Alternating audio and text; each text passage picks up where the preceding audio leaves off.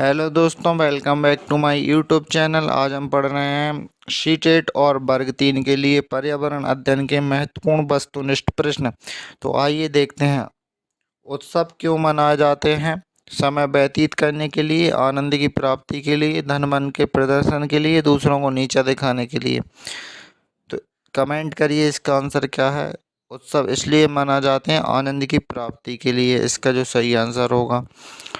अर्थशास्त्र की मूलभूत अवधारणाओं की समझ विकसित की जा सकती है बाजार के रोल प्ले का आयोजन करवाकर, बैंक पोस्ट ऑफिस का भ्रमण करवाकर, मूल्य जैसी अमूर्त धारणाओं के उदाहरणों द्वारा व्यक्त करके। उपर्युक्त सभी, इसका जो सही आंसर है उपर्युक्त सभी।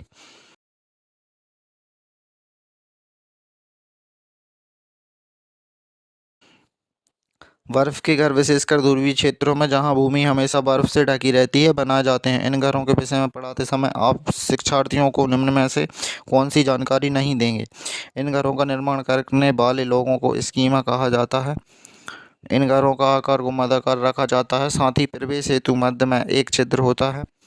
इन घरों में सर्दी से बचने के लिए फर्श पर भूसे तथा पेड़ की पत्तियों का प्रयोग किया जाता है। इन घरों में सर्दी से बचने के लिए फर्श पर जानवरों की खाल एवं फल का प्रयोग किया जाता है। इसका जो सही आंसर है, इन घरों में सर्दी से बचने के लिए फर्श पर भूसे तथा पेड़ की पत्तियों का प्रयोग किया जाता है। वायु प्रदूषण का प्रमुख स्रोत है जीवाश्म ईंधन का अपूर्ण दोहन, वृक्षारोपण, सौर ऊर्जा का प्रयोग, ये सभी। इसका जो सही आंसर है, जीवाश्म ईंधन का अपूर्ण दोहन।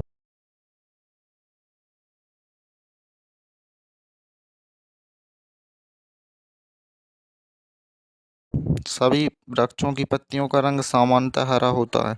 धूप के कारण, पर्णहरित के कारण, ऑक्सीजन के कारण, कार्बन डाइऑक्साइड के कारण। इसका जो सही आंसर है, पर्णहरित के कारण।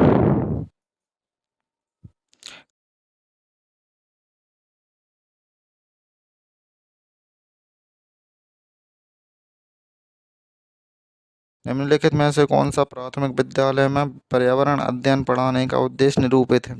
अपने ज्ञान का विस्तार करने के लिए बच्चों को सूचना देने की उन्हें कौन सी पुस्तकें पढ़नी चाहिए? विद्यालय में बच्चों के अनुभवों को बाहरी दुनिया से जोड़ना, बच्चों को तकनीकी शब्दावली और परिभाषाओं से परिभाषित करना, पर्यावरण अध्ययन से संबंधित तकनीक और शब्दों का आकलन। कमेंट करिए इसका आंसर क्या है। इसका जो सही आंसर होगा, विद्यालय में बच्चों के अनुभवों को बाहरी दुनिया से जोड़ना।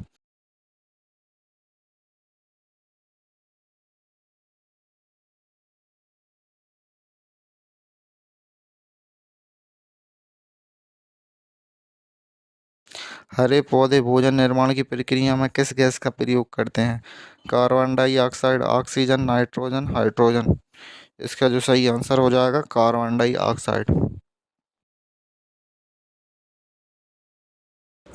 निम्नलिखित में से कौन स्वच्छ ईंधन है? कोयला, लकड़ी, एलपीजी, इनमें से कोई नहीं। कमेंट करिए इसका आंसर क्या है। इसका जो सही आंसर है, एलपीजी। नवीनीकरणीय ऊर्जा स्रोत हैं पवन ऊर्जा, जल विद्युत ऊर्जा, सौर ऊर्जा। कमेंट करिए इसका आंसर क्या है।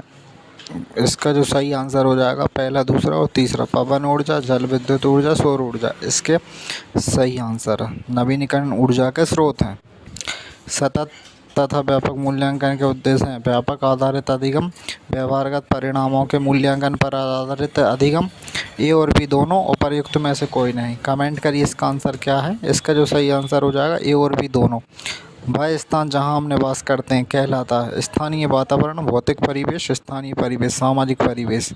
कमेंट करिए इसका आंसर क्या है। इसका जो सही आंसर हो जाएगा, स्थानीय परिवेश।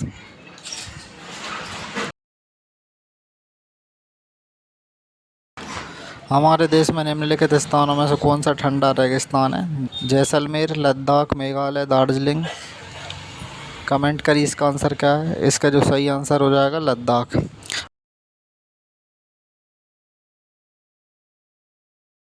हमारे पर्यावरण के महत्वपूर्ण घटक वृक्ष को अधिकतम हानि कैसे पहुंचती है? उसकी अधिकांश पत्तियों को नष्ट कर देने से, सभी पत्तियों को नष्ट कर देने से, उसकी आधी शाखाओं को नष्ट करने से, उसकी छाल को क्षतिग्रस्त करने से।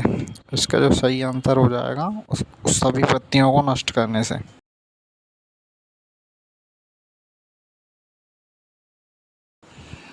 पर्यावरण की घातक समस्या में शामिल है दृष्टिगृह प्रभाव, जलवायु परिवर्तन, पर्यावरण प्रदूषण, ये सभी।